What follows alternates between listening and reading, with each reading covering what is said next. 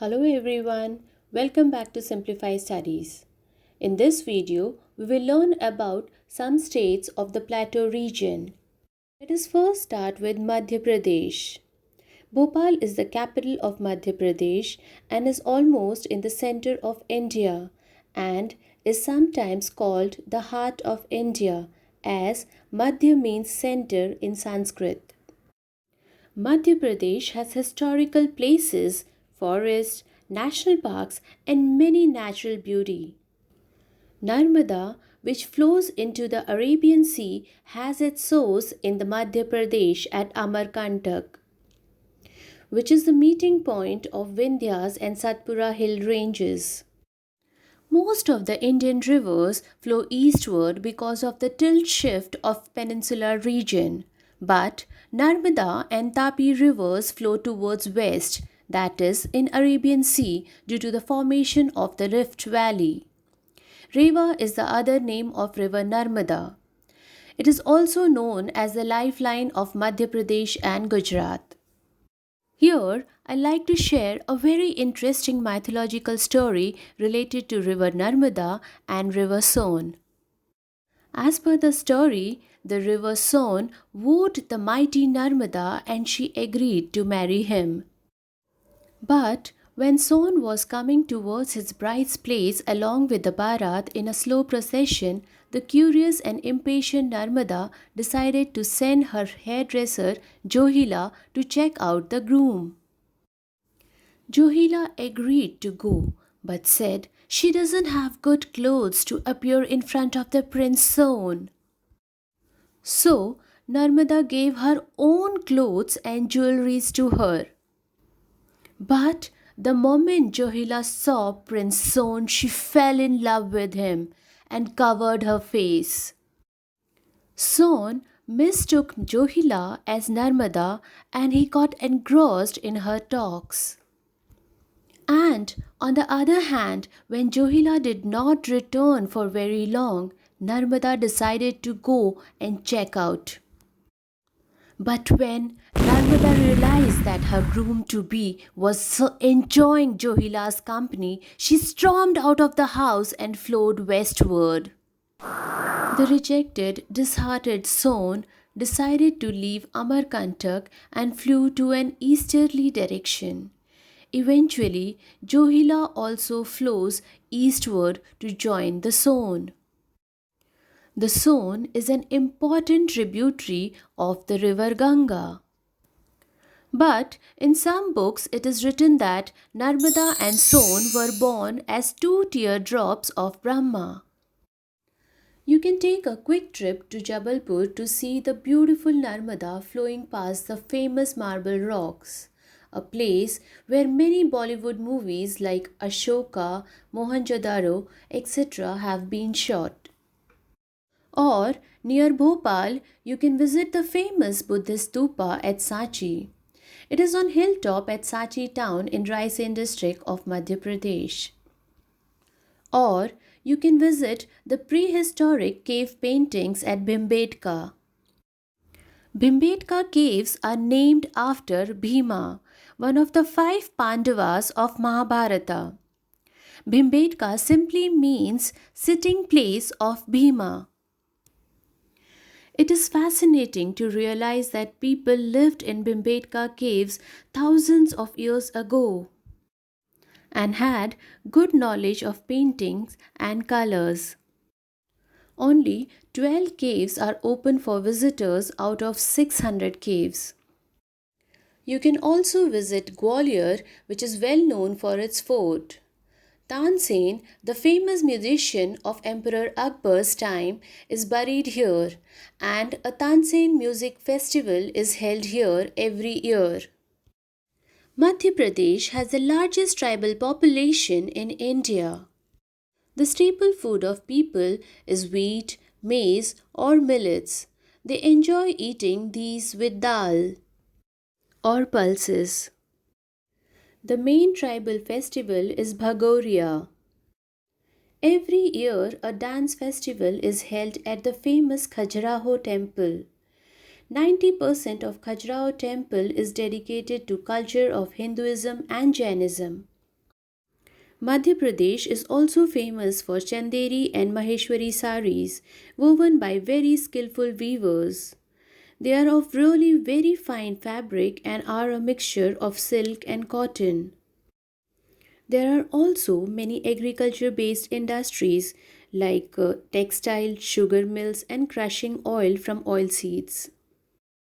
Panchmari is a beautiful hill station in Madhya Pradesh, whereas the Kanha National Park and the Bandhavgarh National Park protect tigers. Panna, a place in Madhya Pradesh, has diamond mines. And you can see some very beautiful monuments at Mandu and Orcha. But for now, we will stop here and proceed to our next destination, and that is Chhattisgarh. Now, let me tell you the meaning of Chhattisgarh. Chhattis means 36 in Hindi and Ghar means fort. It's named after 36 princely states that existed in this region in olden times. The central part of Chhattisgarh is a plain on which the capital Raipur is located. The main river in the state is the Mahanadi. Almost half the land in the state is covered by forest. Like Madhya Pradesh, this state too has a large tribal population. Bastar, in the south of the state, is one of the main tribal districts of this region. Here you can see the Chitrakoot Falls on the Indravati River, which is the widest in India. The large amount of silt in the Indravati River during the monsoon makes the water quite muddy. Otherwise, it looks like Niagara Falls, isn't it? Most people here live in rural areas. Rice, maize, and pulses are some of the main crops they grow. The state is sometimes called the Rice Bowl because it grows lot of rice. Naturally, the staple food of these people is rice. They eat the rice and dal and vegetables. An important festival is Hareli, when people pray for good harvest. It is celebrated in the monsoon. Just look at the beautiful headgear and jewelry of these people. Chhattisgarh is also famous for tribal crafts like flute, bows and arrows made of decorated wood, then delicate forest animals made of iron and famous dhokra work that is done with brass and other metals. Making dhokra objects is a complicated process. Things like clay, beeswax, resin from sal trees, and metal are used to make objects. Chhattisgarh is also famous for tussar silk. This is rougher and thicker than the usual silk that we see. Beautiful tussar saris are woven around the Raigad region. Mostly men do the weaving, but women make the thread. But nowadays, many young people are not interested in learning the craft and skills of their parents. So, this craft may die out soon. Chhattisgarh is rich in natural resources and minerals. Bhilai is a big city where there is a huge steel plant.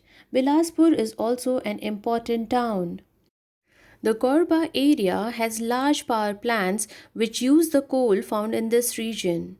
There are also agriculture based industries. All these provide employment to several people. Now, let's move on to our next topic, and that is Jharkhand. Well, Jhar means forest, means the land of forest. Ranchi is the capital of Jharkhand, which is situated on the Chota Nagpur plateau. Jharkhand has many national parks and sanctuaries. Jharkhand also has a large tribal population. Bamboo and woodwork, including wooden toys as well as ornament making, are some of the tribal crafts. All the tribes have their own festivals. Special fairs are also held for buying and selling of cattle. Jamshedpur, also called Steel City because of the steel plant here, is close to Ranchi. Bokaro also has a steel plant. There are several beautiful waterfalls near Ranchi, which are created when the rivers make its way along the rocky plateau. Chau is a folk dance of the Chota Nagpur Plateau regions of Orissa, West Bengal, and Jharkhand. In Chau dance, the face is covered with a mask, so the body movements are very important to convey the story. The main rivers are Swarnarekha and Kharkai. The confluence of the rivers near Jamshedpur is a beautiful spot. Another important river is Damodar. There are several people who work in many factories. This is because the state has a lot of iron and coal which are used in many industries. Others are engaged in farming and cattle rearing. Now, let's move to our next topic, and that is Telangana. This state was previously part of Andhra Pradesh and was created in 2014. The city of Hyderabad was joint capital of Telangana and Andhra Pradesh. But now Telangana's capital is Hyderabad and Andhra Pradesh capital is Amravati. Some of the important cities of Telangana are Warangal, which is world famous for its thousand pillar temple, which is about 800 years old.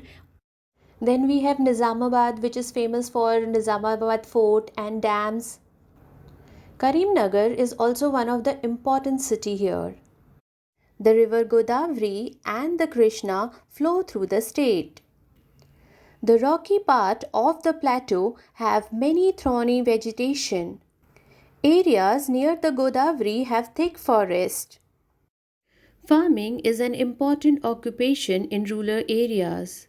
In the cities, people work in factories that make medicines and engineering goods. A large number of people work in IT industries. Many people also work in textile and handicraft industries where silver work and wooden toys are made. That's all I have for you today. Have a good day.